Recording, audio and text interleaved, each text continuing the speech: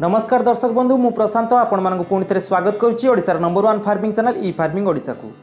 दर्शक बंधु मार्च मासरे आम चाषी भाई मानक पई कोन कोन सब कृषि कार्य रही से विषय आज भिडियो रे मु आलोचना करी।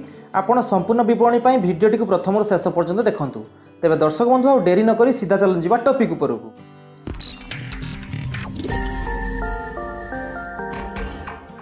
दर्शक बंधु आपन जदि डालुआ धान चाष करथांती ताहाले फूल उड़ेबार 15 रु 20 दिन पूर्व एकर प्रति 6 रु 8 किलोग्राम जैवखारजान सार प्रयोग करंतु।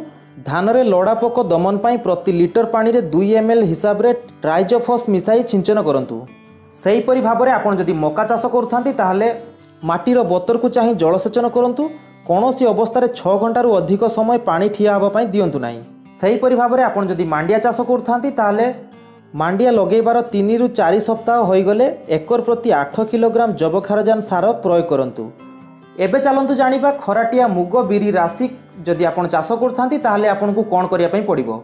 आपन जदि खरा दिनिया मुग अथवा बिरी चाष करथांती ताहाले मुग बिरी बुणीबार 2 रु 3 सप्ताह होईगले कड़ा खुसा करी घास बाछि दियंतु एवं जलसेचन करि दियंतु। सेहीपरि राशि चाष करुथिले कड़ा खुसा करी घास बाछि दियंतु एवं एकर प्रति 6 किलोग्राम जैवखारजान सार प्रयोग करी हुड़ा टेकी दियंतु। एबे चलंतु जानिबा चीना बादाम चाष विषय रे। साधारणतः चीना बादाम फसल रे उकुणिया पोक देखा देई थाए। एहार दमन पाई 10 लिटर पानी रे 3 ml करी इमिडा क्लोरोपिट मिसाई सिंचन करंतु एवं फूल धरिबा परे आउ कड़ा खुसा करंतु नाही।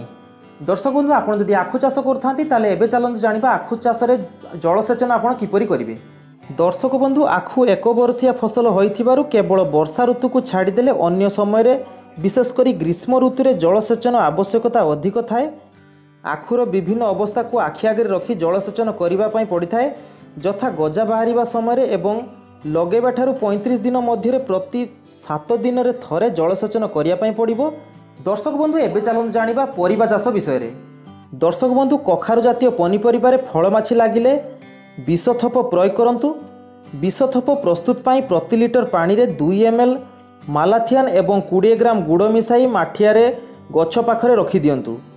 दर्शक बंधु वर्तमान दिन में तापमात्रा धीरे धीरे बढ़िबार लागिछि, तेणु बैगण एवं टमाटो गछरे झाउला रोग लागिपारे।